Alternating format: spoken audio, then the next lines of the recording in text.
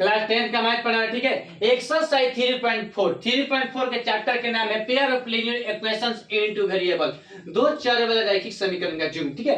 पहला क्वेश्चन कह रहा है बाबू कि निम्न समीकरणों के युग्म को विलोपन विधि तथा प्रतिस्थापन विधि से हल कीजिए, कौन सी विधि अधिक उपयुक्त है, ठीक है। मतलब कि बाबू आपको पहले प्रतिस्थापन विधि बता चुके हैं, 3.3 में आपको बता चुके हैं क्वेश्चन की प्रतिस्थापन विधि कैसे बनाया जाता है, ठीक है। अब इस चैप्टर में, इस टॉपिक में आपको विलोपन विधि बताने वाला, ठीक है। चलिए विलोपन विधि को कैसे हम लोग बनाते हैं, चलिए पहले इसको बाबू समीकरण नंबर फर्स्ट मान लेते हैं, इसको समीकरण नंबर सेकंड इक्वेशन है, फर्स्ट इक्वेशन, ठीक है। First equation and second equation, मतलब कि बाबू करेंगे कि आपको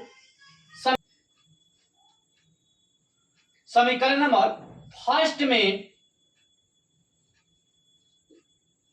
दूसरे तथा समीकरण नंबर 2 में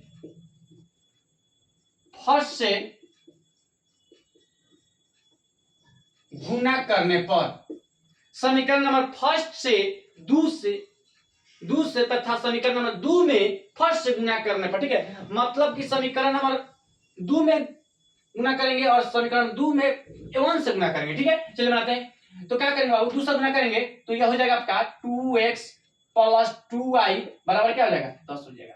नहीं, अब देखो 1 से गुना करेंगे तो 2 में 1 से गुना तो 2x हो जाएगा प्लस 2x और माइनस 3y बराबर 4, क्योंकि 1 से गुना कर रहे हैं तो ये जो संख्या है उसी को जेब में उतार दिए। नहीं, अब क्या करेंगे बाबू, अब इसको हम लोग समीकरण नंबर 3 मान लेते हैं और इसको समीकरण नंबर 4 मान लेते हैं। नहीं, इसको समीकरण नंबर 3 मान लेंगे, इसको समीकरण नंबर 4 मान लेंगे। अब क्या करेंगे बाबू कि समीकरण नंबर 3 और समीकरण नंबर 4 को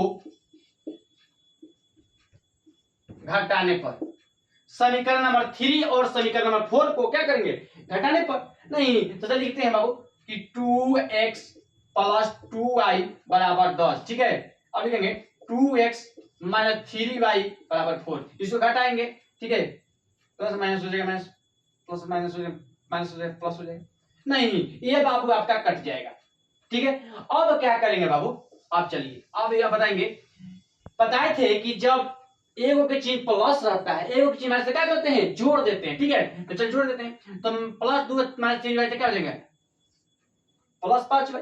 नहीं, बराबर क्या हो जाएगा, 6 हो जाएगा। 10 में से 4 घटा 6 हो जाएगा। लिखेंगे कि इसलिए y बराबर 6/5, y के मान क्या आ गया बाबू, 6/5 आ गया, y के मान 6/5, ठीक है। तो अब क्या करेंगे बाबू, जब y के मान 6/5 आ गया तो अब क्या करेंगे,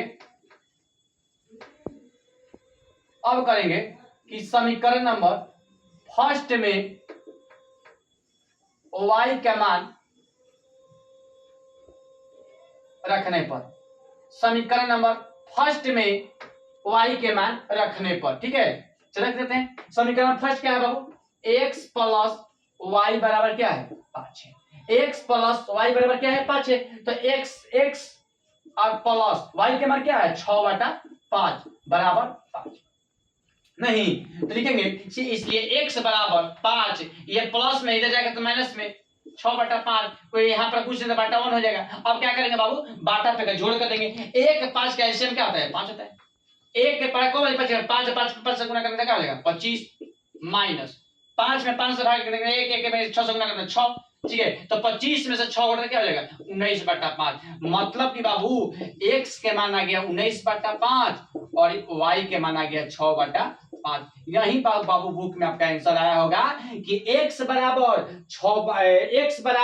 19/5 और y बराबर 6/5, ठीक है। यही बुक में आंसर बाबू आया होगा, ठीक है। यह भी क्या है, VVI क्वेश्चन है। क्या है, VVI क्वेश्चन है, एग्जाम में भी आ सकता है क्वेश्चन, ठीक है बाबू। जो आपको हम क्वेश्चन बता रहे हैं और जो आपको VVI क्वेश्चन कह रहे हैं, इस पे आप लोग ध्यान दीजिएगा। इस टॉपिक में भी आप फोकस कीजिएगा कि सर क्या कह रहे हैं, क्या बता रहे हैं, ठीक है। प्रतिस्थापन विधि आपको बता चुके हैं, अब विलोपन विधि आपको बताना है, ठीक है। विलोपन विधि में आपको 4 गो समीकरण निकाल दिए, प्रतिस्थापन विधि में आपको 2 गो समीकरण निकाल के आपको बनाए थे, ठीक है। और विलोपन विधि बता रहे हैं तो आपका 4 समीकरण निकाले। देखिए first equation, second equation, third equation, fourth equation, ठीक है। और इसको आपको घटाकर और इसको जो भी हल x y का मान आया उसको निकाल दिए, ठीक है।